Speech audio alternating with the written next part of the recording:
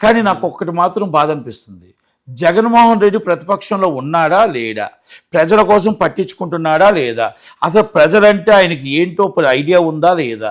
ఎందుకంటే ఆయన పక్షాన 5 సంవత్సరాలు చీఫ్ మినిస్టర్ చేశాడు. ఇలాంటి వ్యక్తి ఆంధ్రప్రదేశ్లో ఇలా జరుగుతుంటే, వికృతి తాండవాడుతుంటే, వరదలు వస్తుంటే ఒక స్టేట్మెంటు వైసీపీ నాయకులు అందరూ వెళ్ళి దగ్గరుండి పునరావాస కేంద్రాలన్నీ పరిశీలించి దగ్గరుండి వాళ్ళకి ఏ ఫుడ్ కావాలో ఏం కావాలో ఆకలితో ఇబ్బంది పడకుండా నాయకులు వాలంటీర్స్గా వెళ్ళి అందరూ చెయ్యండి అన్న ఒక స్టేట్మెంట్ ఇవ్వలేకపోయాడు. ఆ నాయకులు ఎక్కడున్నారో కూడా తెలియదు, వాళ్ళ నాయకులు ఎవరెవరు ఉన్నారో కూడా తెలియదు, ఎవరెవరు ఉంటుంది ఎక్కడున్నారో తెలియదు.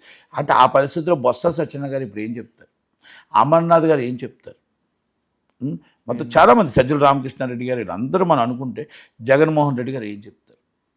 అధికార పక్షం చేస్తుంది, ప్రతిపక్షం కూడా రెస్పాన్సిబిలిటీ. ప్రతిపక్షం కూడా మనం కొంతమందికి గవర్నమెంట్ నుంచి అందకపోతే, గవర్నమెంట్ నుంచి ఇబ్బంది ఉంటే మనమేనా వాలంటరీగా, ఇప్పుడు మనం ఉన్నాం, ఇప్పుడు నేను ఉన్నాను అనుకో, నేను 10 మందికో 100 మందికో, లాస్ట్ టైం ఇక్కడ వరదలు మూసినది వరదలు జరుగుతున్నప్పుడు నేను 200 మంది తీసుకెళ్ళి ఇచ్చాను.